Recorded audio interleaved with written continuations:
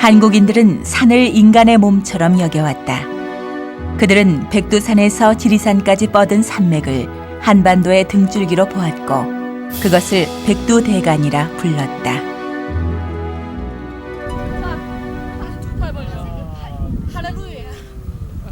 지금도 많은 젊은이들이 국토종단이나 순례라는 이름으로 해마다 백두대간을 밟는다. 한국인들에게 백두대간은 정신적인 기원인 것이다. 네, 백두대간은 우리나라에서 옛날 선조들이 한 2000년 전부터 우리 땅을 살피면서 생긴 개념입니다. 그러다가 한 1000년 전부터 고려 왕조가 생기면서 그 신화와 우리나라 내로도 신화와 접속된 것이기 때문에 한민족의 정서와 상당히 밀접한 연관이 있다고 하겠습니다. 우리 조상들이 백두대간이라든가 산을 생각하면서 산만을 본 것이 아니라 물과 항상 같이 동일체로 생각했습니다.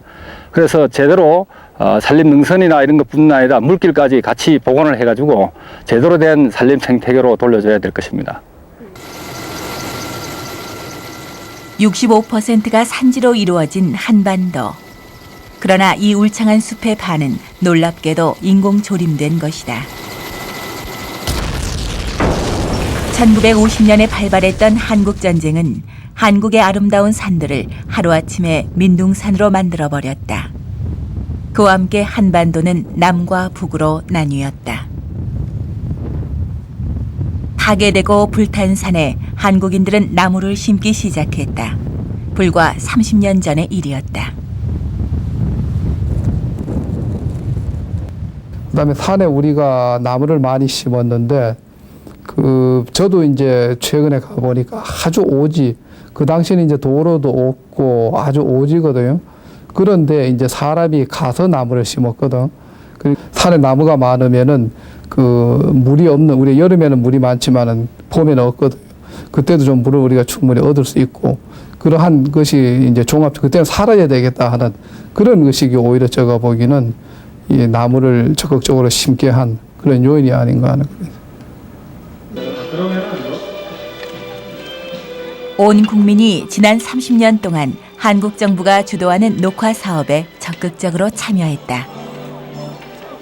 신혼부부들도 산에 나무를 심으면서 새로운 인생의 출발을 기념했다. 숲의 소생은 곧 자신들에게 정신적 자양분을 제공하는 것을 의미했다. 민둥산은 서서히 옛 모습을 찾기 시작했다. 그리고 한국은 뉴질랜드, 영국, 독일과 더불어 세계적인 조림 성공국으로 주목받기 시작했다. 조림 신화가 이루어지는 그 30년 동안 한국은 또 다른 성공 신화를 이룩했다. 아시아의 4대 호랑이 중 첫 번째로 부상하면서 한국은 가난에서 벗어나 눈부신 경제 성장을 이루어냈다. 아시는 바와 같이 우리나라가 1970년대, 80년대 비약적인 경제 성장을 할 수 있었던 것은 거기에 대한 그 경부고속도로 개통이 큰 역할을 한 것으로 알고 있습니다. 이 국가의 경제 발전도 그 간선 도로망이 잘 이루어졌을 때 물력이 엄청 올라간다고 지역 간의 균형 발전도 될 것이고, 한쪽에서 산을 되살리는 기적이 이루어지는 동안 다른 한쪽에서는 개발 논리로 그 산을 다시 깎아내렸다. 30년 동안 한국은 2660km의 고속도로를 건설했고 앞으로 740km의 고속도로가 더 건설될 계획이다. 산허리를 가로지르는 고속도로와 터널들로 인해 백두대간 생태계의 흐름은 끊기기 시작했다. 또 우리나라 특성상 전 국토의 65%가 산지임으로 인해서 도로를 건설하려면 불가피하게 산림을 훼손하고 갈 수밖에 없지 않냐, 이런 생각 같습니다. 그럼 고속도로 계획의 일환으로 한국 정부는 북한산을 통과하는 4km 길이의 터널을 뚫겠다는 계획을 세웠다. 교통난 해소가 그 목적이었다. 그 계획은 즉각 시민들과 환경단체들의 거센 반대에 부딪혔다. 환경예술가인 최병수도 북한산에 망루를 짓고 북한산 살리기 운동에 동참했다. 그 이제 지금 요 앞쪽에 이제 이 LG 건설 측에서 펜스를 쳐놨는데 요 안에다가 이제 교각을 세워서 바로 이제 이 자리로 이제 요 막루를 자리가 여기 그 구멍 뚫리는 자리예요. 여기 이제 뚫겠다라는 자리를 우리가 지금 요 위치에다가 이제 농성장을 만들어 놓은 거죠. 그러면서 지금 이제까지 지금 뭐 1년을 넘게 버티고 있는 건데, 어쨌든 뭐 개인적으로는 하여튼 환경운동을 오래 한 입장에서는 지구온난화나 뭐 이런 거를 생각해봐도 지금 도로가 이 지열을 괜히 내뿜기 때문에 개인적으로는 이 도로를 내지 마라. 이 도로를 이제 그만 내고 좀 불편해도 좀 감수하는 그런 세상이 좀 됐으면 좋겠어요. 그런 마음으로 지금 이러고 있습니다. 최병수는 망루 앞에 2개의 장승을 깎아 세웠다. 장승은 한국에서 전통적으로 내려오는 마을의 수호신이었다.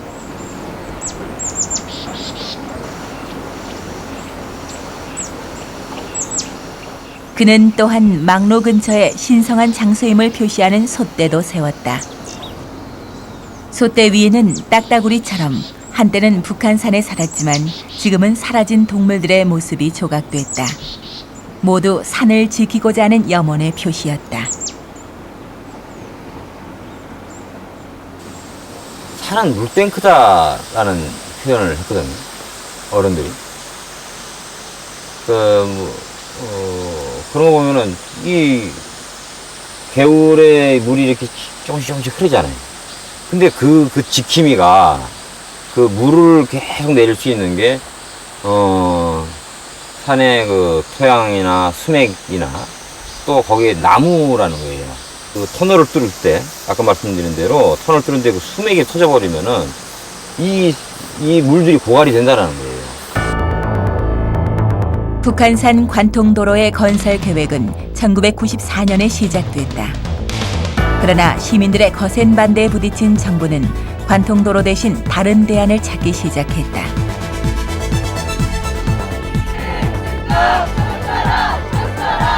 관통도로 건설을 저지하려는 사람들은 법원으로부터 공사 중단이라는 성과를 얻어냈다. 하면서 시민들과 정교계를 우롱하고.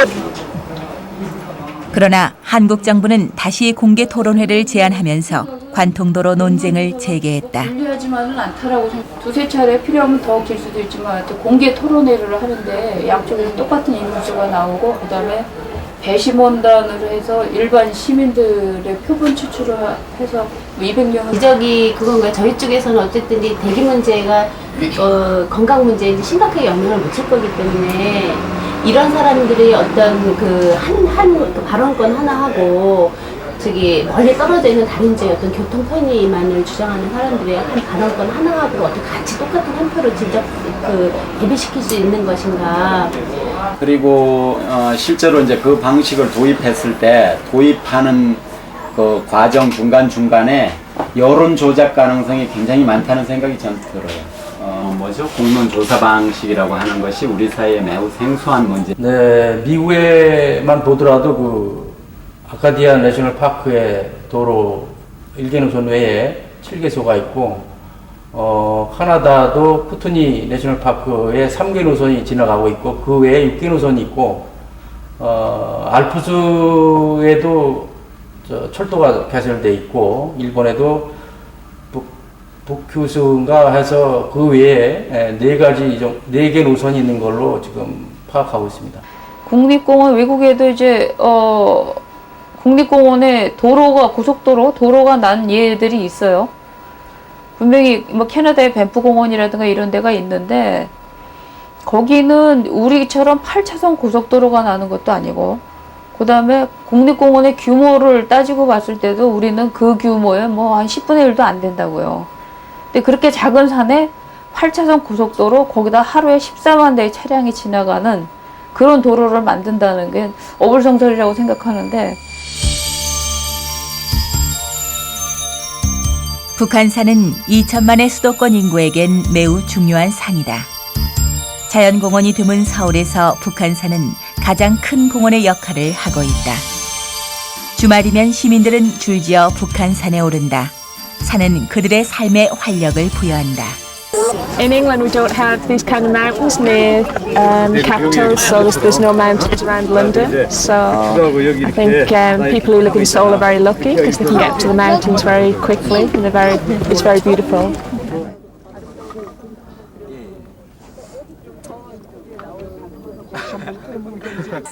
Bukhansan en français, donc. Ouais, c'est très bien en fait. C'est un peu trop de personnes. Mais sinon c'est bien, ça permet de faire du sport au plein centre de Séoul en fait assez facilement. Et non, c'est plutôt sympa pour passer un dimanche plutôt agréable.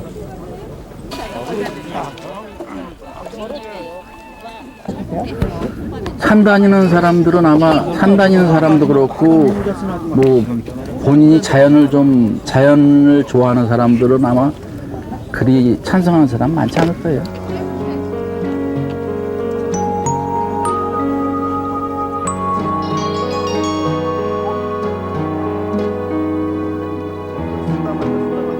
산은 한국인들에게 공원 이상의 의미를 지닌다. 한국인들이 고속도로 건설을 반대하는 더 깊은 이유 중 하나는 수천 년 동안 내려온 산에 대한 신앙 때문이다. 옛날 우리 이제 이 조상 때부터 모든 자연에 대해서 항상 숭배심을 가지고 있잖아요. 그래서 이제 또 마찬가지로 또 우리 산과 그런 관계를 가지고 있다 보니 산에서 항상 그걸 함부로 생각하지 않고 우리가 이 땅을 하나, 이 산을 하나 우리가 쫓더라도 항상 그 고사를 지내고 하거든.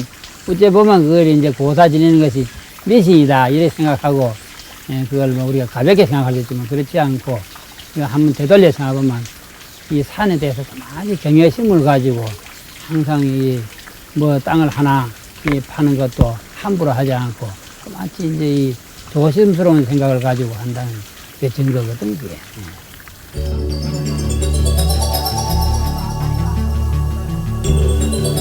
산에 대한 신앙을 위협하는 것은 바로 넘쳐나는 수도권 인구다. 매년 500만 명의 등산객이 북한산을 찾는다. 한국이 경제 성장을 거듭할수록 서울은 점점 커지고 1인당 녹지 공간은 점점 좁아져 왔다. 차들은 기하급수적으로 불어났고 많은 사람들이 녹지 공간보다 더 넓은 도로를 원했다. 특히 서울로 진입하기 위해 교통 대란을 치르는 의정부 시민들이 그랬다. 400,000 people live in this town. From Seoul to here, just 15 kilometer distance is nearly just one step away is Seoul. But you know how long it takes to get to Seoul, downtown Seoul? In rush hour, takes more than 2 hours because of lack of traffic road. We have only one now road from here to in between Seoul and Seoul. Dongbu Gansan-do is only one now. Side is subway. 400 people, 400,000 people living here. Every day, more people coming here, gathered here. We need an expressway. This is our dream. 그러나 어떤 사람들은 도로에 대한 소망 때문에 아이들에게 자연을 뺏어서는 안 된다고 말한다. 특히나 수도권의 아이들에겐 자연 생태계를 만날 기회가 매우 적다.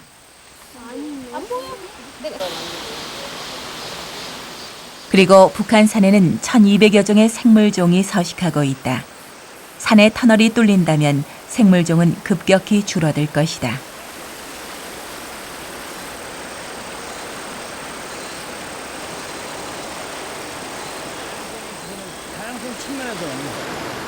북한산의 생태계를 조사하기 위해 생태학자인 이경재 교수 일행이 산을 찾았다. 그들은 도로 건설이 생태계에 어떤 변화를 가져오는지 관찰했다. 계곡에서 흘러내려온 물이 이 도로 때문에 배수구를 타고 내려가가지고 이 물이 저 하천으로 흘러내려가는 생태계의 단절을 또 가져온 거죠. 그러니까 육상 생태계나 이런 그 수변 생태계가 도로에서 단절되어 버렸으니까 이 도로 자체에 의한 그 북한산 전체의 생태계에 미친 영향도 하나의 그 영향이 있으라고 볼 수 있는 거죠. 아무래도 공사를 하게 되면은 뭐 지하 수맥을 건드리는지 그렇게 되면은 이 토양이 건조해지게 되면 또한 그 식물에 영향을 미치게 될 수밖에 없으니까 지금 이 8차선의 고속도로는 이 북한산에 영향을 미쳤던 지금보다는 엄청난 그 영향을 줄 수밖에 없는데 이것을 단지 우리가 예측을 해가지고 수치화시킬 수 없는 것이 우리 지금 현재 갖고 있는 지적 수준의 한계라고 볼 수 있죠.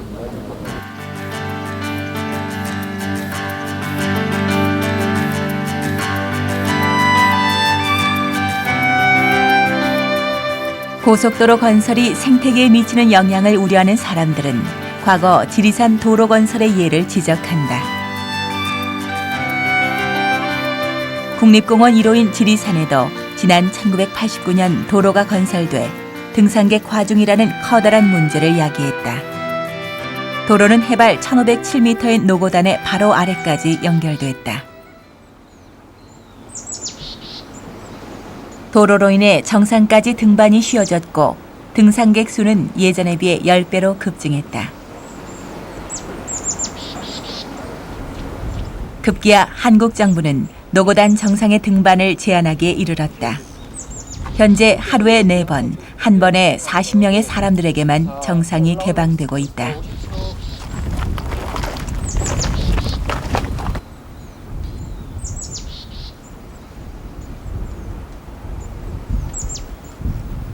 현재 목재 계단으로 보호되고 있는 등산로는 한때 70만 명의 인파로 인해 거의 회복 불가능할 정도로 심하게 훼손되었었다.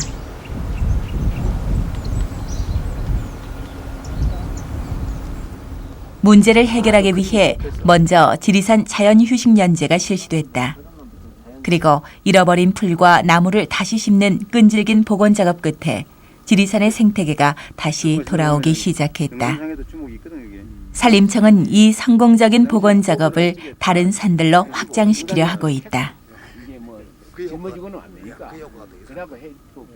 이거는 우리 백두대간이라는 그 특수 지역의 이 생태 복원, 우리 국토의 등줄기라고 하는 백두대간의 이 훼손지를 복원했다는 데 의의가 있습니다. 그게 이제 산지관리법이라고 산지를 관리하는 법이 10월 1일 날짜로 그게 발효가 됩니다. 그 법 안에 보면은 그 산지 전용 제한이라고 산지를 산지 이외 다른 목적으로 사용을 못하도록 제한하는 지역이 있습니다.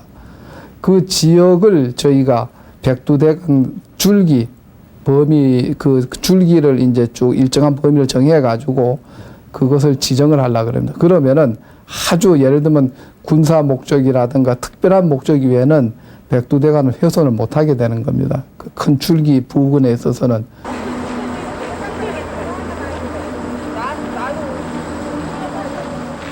그러나 이러한 노력에도 불구하고 산은 여전히 개발로부터 안전하지 못하다. 동북아 허브를 꿈꾸는 한국 정부는 오는 2004년까지 고속도로망을 3,400km로 확장시킬 계획이다.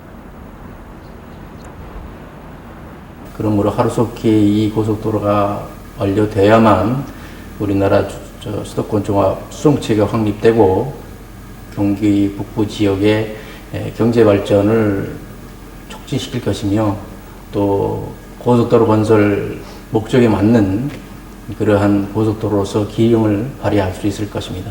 그러면 이 좁은 국토에 모든 것을 자동차 및 도로로 해결하겠느냐? 이거는 아니죠. 그러니까 우리가 지금 하나의 그 사회의 중심, 어떤 중심을 갖다가 자동차 중심으로 흘러가게 하는 것이 정책적으로 잘못됐다고 생각하는 거죠. 이 차라리 우리와 같은 국토에서는 이 자동차 중심이 아니고 다른 대체 교통수단을 통해 가지고 도로를 내더라도 폭이 좁게 또 도로를 내더라도 생태계를 가능한 살리는 방향으로다가 물론 Now is modern time. We have to ride train. We have to ride airplane. 네? 그렇잖아요. We cannot walk like 100 years before. Barefoot. That's nonsense. 우리 민족은 산에서 태어나서 산으로 돌아간다고 해도 과언이 아닙니다. 그만큼 산과 밀집한 여러 가지 정서적으로 밀착되어 있는데, 그래서 사람과 산을 같이 살리는 쪽으로 우리 문화를 이끌어가는 것이 산림 보존이라든가 어떤 복원할 때 가장 중요한 요체가 되겠습니다.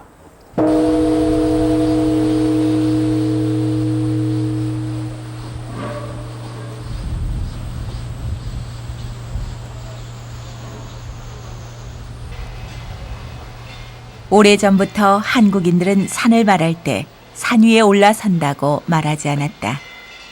그들은 입산한다고 말한다. 그래서 한국의 절들도 대부분 깊은 산 중에 자리하고 있다.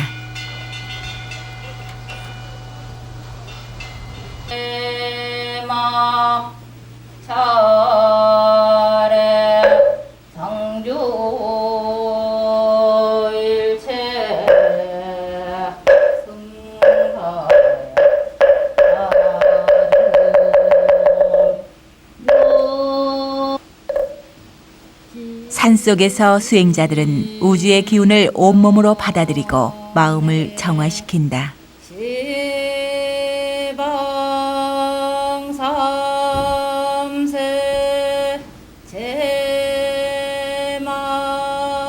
한국의 불교는 산을 숭배하는 전통신앙과 결합해 아시아에서도 가장 자연 친화적인 종교로 자리 잡았다.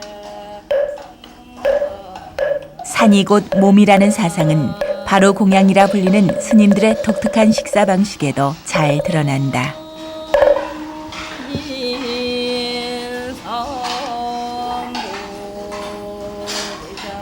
산과 땅에서 나는 모든 것이 인간의 몸과 같기 때문에 어떤 것도 남기고 버리지 않도록 물로 깨끗이 그릇을 닦아 그 물을 마신다.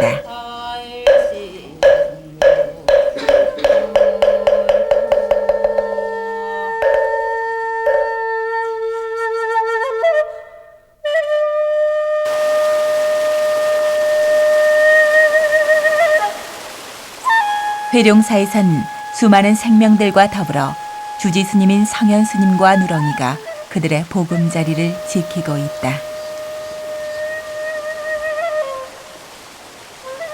그래서 인간이 자꾸 늘고 편리한 걸 좋아하고 하기 때문에 개발하는 거를 막을 수는 없지만 그래도 이 국립공원이라고 하면은 최소한 필요하기 때문에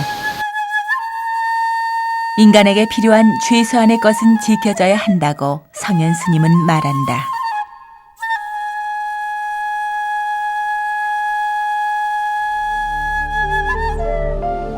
흘러야만 사람도 살 수 있다고 한국의 정신적 스승들은 말한다.